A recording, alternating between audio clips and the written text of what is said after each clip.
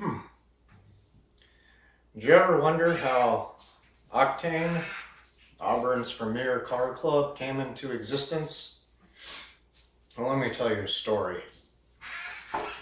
Back in 2009, there used to be this club, unofficial club. They had a forum. They were called A-Speed. I think it originally started out as something between Atlanta and Auburn, or some goofy bullshit that didn't really make sense. And they used to meet at the stadium parking deck.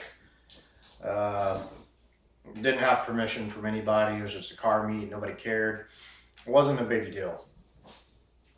So I started in fall of 2009 at Auburn. And I was driving down the road in my 240 one day, and Quintavious Simmons, Quinneman Bun, leaned out the window of his loud-ass Panda Integra and said, "Hey, nice 240, come to the meet on Tuesdays." So I showed up at the parking deck, met all the guys, cool, good time. Was enjoying car meets. It was nice. There was a car scene at Auburn. And then you can't have anything nice because some douchebag in a green Roadrunner decided to do a burnout on the parking deck. And that drew some unwanted attention. So people wound up calling the police. The police came, kicked us out of the parking deck. And that was a cycle for a while. We'd show up for the car meet. Somebody would drift down the parking deck, and then we'd get kicked out. That went back and forth until finally we decided, all right, police are waiting for us, not going to let us use the parking deck. So at this point, A-Speed kind of dissipated. Forum died. Everyone that was big into A-Speed and all the cliques that had grown, they all graduated and moved on. So we started our different Facebook page, different medium for organizing the car meets, and called it Octane. And that Facebook page was used to organize car meets, and we would do dinner and a meet every Tuesday, and we just pick a different restaurant around town, meet there, have the car meet afterwards, basically in the parking lot.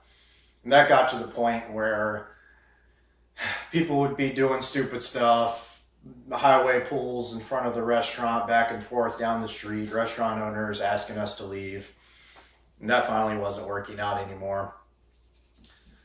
So couldn't meet at the parking deck, couldn't meet in any of the restaurants. We didn't have a place to hold the car meets. So finally,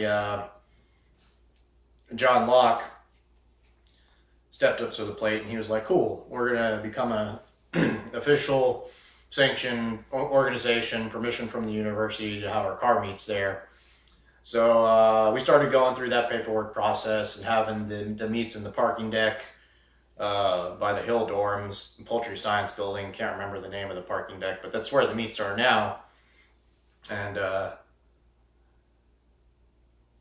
Justin Nguyen worked for parking services, got permission from the building owner and some head of security in Sanford Hall for us to use the deck. So we're like, cool, since we have permission, don't got to become a university sanctioned club anymore. And that was a step in the right direction, but then we kept getting kicked out of the parking deck for no reason really by Officer Thornton. I think he was just doing his job. Could have been nicer about it. We did have permission from the building owner, but he wanted to cite technicality, bullshit, whatever. So Tyler Heinzelman had some talkings with Officer Thornton or whatever, went back and forth. They're like, you can't kick us out of the parking deck because we're students, blah, blah, blah. Officer Thornton's like, I am the law. So John and Tyler, they moved on with school, didn't really want to deal with the Octane thing, so picked up the paperwork, called for some meetings, found Dr. Lesko to be our advisor, and Constitution, bylaws, a bunch of forms and shit, pushed that through, and we became officially sanctioned organization. So noteworthy names when we were going through having the first round of meetings. You know, Quinn Alvarez, Paul Bradley, Phillip, Nick Massios, Paul Copeland, Jamie Coker, John Luck, me, you know, Justin Nguyen all had a big helping hand, and it was a group effort to draft the Constitution and bylaws and really get all that paperwork through, and also give a special thanks to Dr. Lesko for being our advisor, because you got to be putting yourself out there on a limb for some car club that you could just presume is going around street racing and doing hooligan shit. So thanks for him for giving us a chance and allowing us to be a university sanctioned organization, because I think it's awful kind of him to put his neck out there for a group like ours, to say the least. Went through the year probationary period. So I was the first president. Kevin Alvarez was the vice president. I think Quintavious Simmons was secretary. I want to say Nick Massios was communications officer. And that was fun. That was a good time. I wasn't like, yeah, I'm president. I was just like, well, I like having car meets and no one else wants to do the paperwork, so figured I'd step up. And apparently we wrote the Constitution and bylaws in a decent way and got the election system in place so it could be self-sufficient without anybody like babysitting it, because it's still going. So next round, Nick was president, Adam was vice president, Colby was secretary. Went through those elections. After that, Grant was president, Austin was vice president, Trevor was communications officer, Connor was secretary. I think the most recent officers are Trevor, Drew, and Brady, and Octane's about to have elections again, so that'd be good.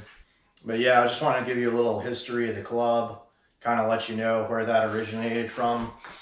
Back in the old A-Speed underground street racing days, and we didn't have a spot to meet and kept getting kicked out everywhere by the cops.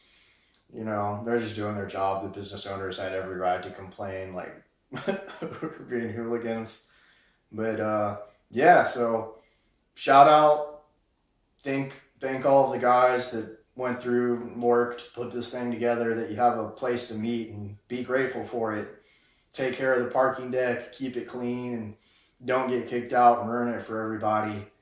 And I guess I feel like there was more to it than that, but going back and thinking, just a lot of paperwork and boring parts of the rest of the story you don't want to hear. So those are the high points, and yeah, that's how Octane came to be. And I almost forgot to mention Nick Massios selling the world's shittiest t-shirts. Oh my god, those things suck. They're terrible. Drew, please get me my new shirt sometime so I can replace that horrible t-shirt that Nick Massios hustled to everybody. Oh god, it's terrible. It was worse than a lot of things that I can't make jokes about. I just had to throw this in there.